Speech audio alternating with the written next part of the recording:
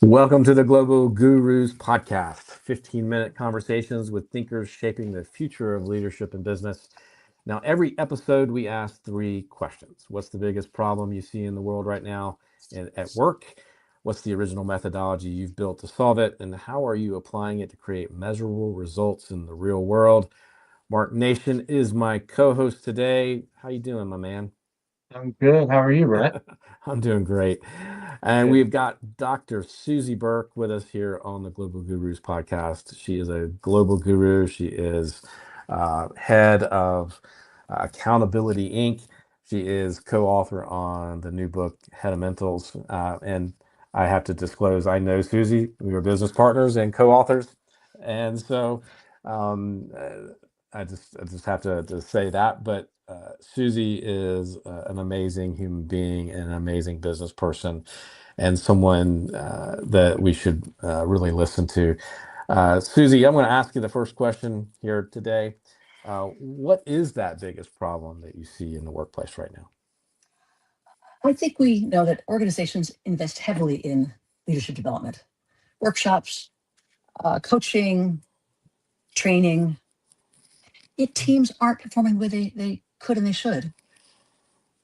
People are leaving by turnover, a lack of skill. So we're focusing on impacting leaders on the outside instead of helping understand what's going on the inside. In our book, Headamentals, we talk about the monster. And it's that inner critic that we all have. And interestingly, the more successful you are, the louder that voice gets because you have more to lose. So I think by neglecting the reality of what's happening in people's minds and how that impacts how they talk with the teams and how they show up in meetings, that's a big miss, because you can go to all the training sessions you want, but if you haven't addressed your inner critic telling you you're not smart enough, you're not good enough, you're not fill in the blank Yeah, enough, you're never going to be the leader you could be. yeah, yeah, for sure. Wow. I love the idea that the higher up you go, the more you advance as a leader, the louder the voice gets because you have more to lose. That's groundbreaking. And I'll have to say, in myself, I never knew that to be true. I just realized it and sort of lucked into it over time and had the courage to share what I was thinking and feeling with others. And they helped me to understand. So this is groundbreaking thoughts that I'm imagining a lot of executives in the world today probably don't realize. Would you agree? Absolutely. I mean, people like Howard Schultz said, when you get to the corner office, you don't believe that you belong there. Albert Einstein described himself as an inveterate swindler. Meryl Streep waiting for the other shoe to drop. And she's had all these accolades and Tony Awards, Emmy Awards. Really successful people feel like they're hanging on by a thread. Oprah. I mean, it's incredible to me that these really accomplished people don't have confidence in themselves, but it's their inner critic. And actually, I've got a client who talks about the reptilian brain, where we come by it naturally, legitimately. It's evolutionary.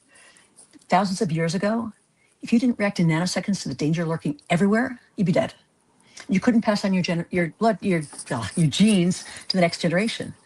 So those who survived were acutely aware of danger, and we lock on danger much more than we lock on good news, right?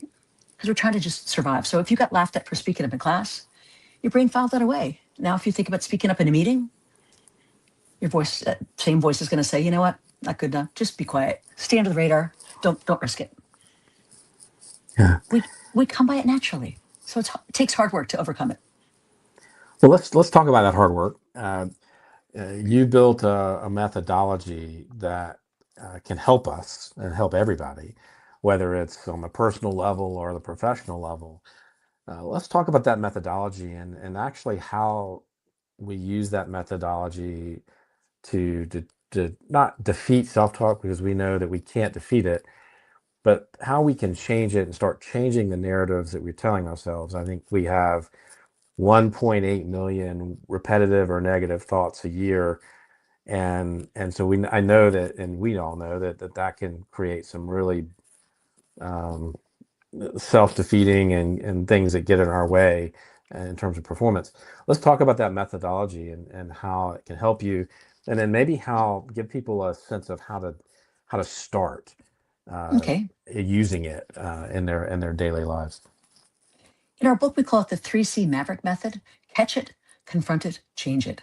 But it's not original. It's actually, I took Aaron Beck's cognitive behavioral therapy, CBT, which has been really effective for more than 70 years, and adapted for our purposes in kind of modern language. So the first step is to catch your monster when it's trying to hijack your brain. And you do that by paying attention to your emotions.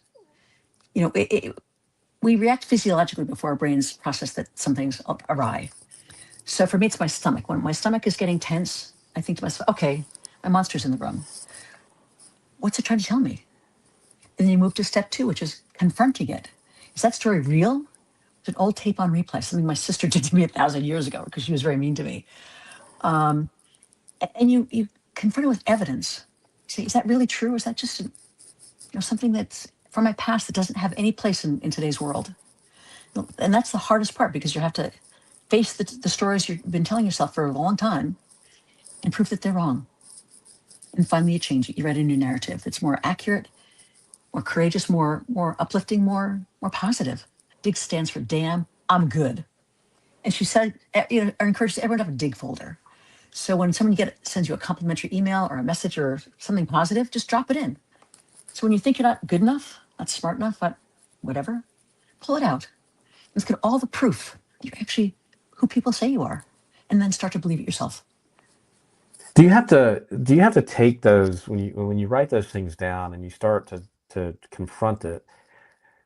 Sometimes that's going to bring up really traumatic things. It's going to bring up really tough things in your past.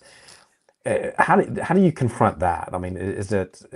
I mean, do you try to tie it back to what that narrative is and say, okay, that's where that's coming from, and it's there to protect me. That voice is trying to protect me from, you know, taking that risk or walking in that room and looking like an idiot, or I mean, is that what you're doing there, is to try to sort of tie those things together so you see where those narratives are coming from? I think that certainly helps, to see the patterns, see the messages that you're telling yourself over time. And of course, the dig field is actually wonderful because it confronts it confronts your monster with reality, with facts, and reminds you that you're not longer the 11-year-old kid that got abused by your sister. Hate to bring my sister in, but she was a pretty influential person in my life in a negative way, right? And we all have that person or that experience. So confronting it real time is helpful. Someone once said to me, when you're worried about something, say to yourself, what's the worst thing that could happen if you do this? And I found that question stopped me in my tracks, because often the thing I was afraid of is actually nothing. It's like thinking that there's a monster under your bed. You get down to check, and it's just a dust bunny. Often the worst thing that could happen is totally made up from your imagination and old tapes on replay. Yeah, yeah, for sure. I love the challenge concept, because we can simply just to catch it is so much of a win, to notice what you're noticing and to question it and say, well, is it true? As you mentioned, what else might be true? What else might be true about my executive C-suite colleague that's driving me crazy? There may be something to his words, his debate, his passionate views that I haven't fully considered. What is it in my body, to your point about somatics? What is it that's bringing up the anxiety? Making that mind body connection is huge, and we haven't been trained in that usually as leaders. So I love the Absolutely. challenge part. The challenge part is key.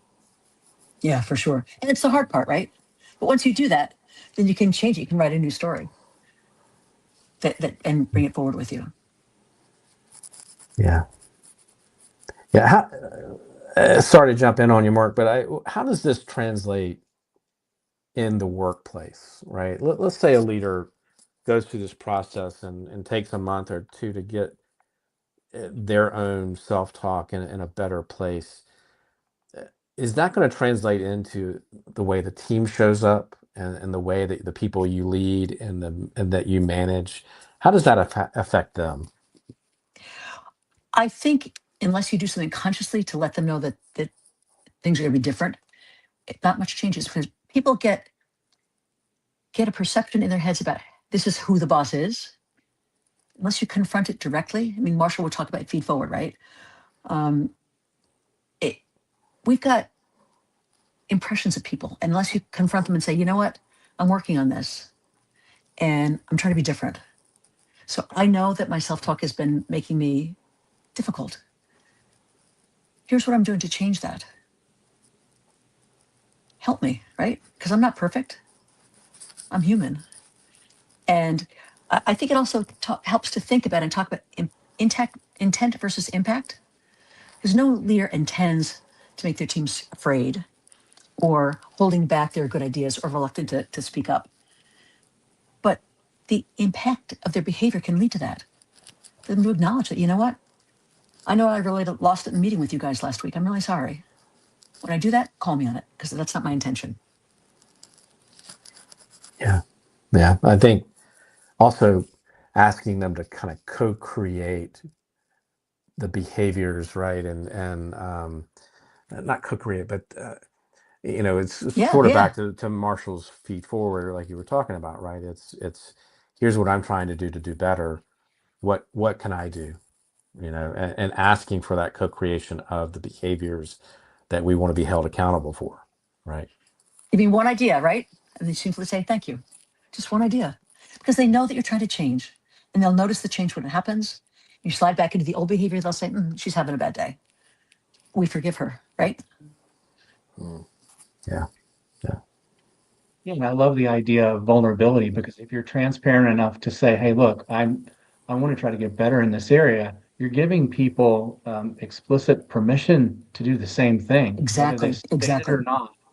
It's a spirit of openness, and you can co-create a better environment and a better team and a better performance, starting with the leader and their decision to sort of check that monster, check in with the monster. Maybe it's just a dust bunny, but do the Yeah. work, challenge and change it, and let it start with you.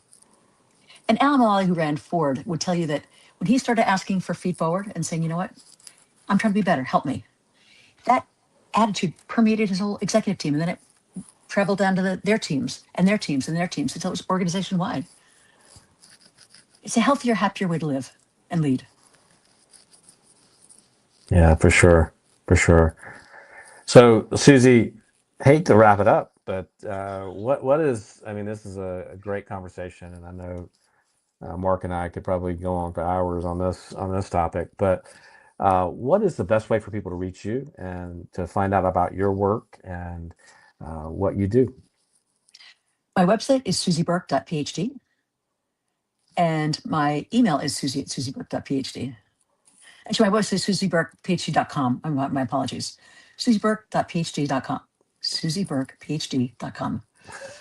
I don't say that often enough, obviously. Gotcha. Well, this has been the Global Gurus podcast.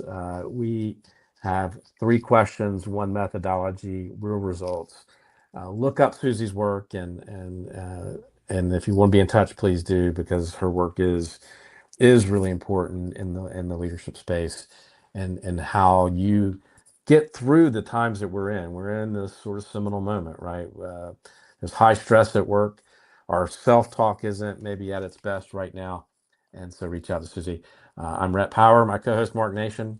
We will be back here next week with another episode of the Global Gurus podcast. 15 minutes, real solutions.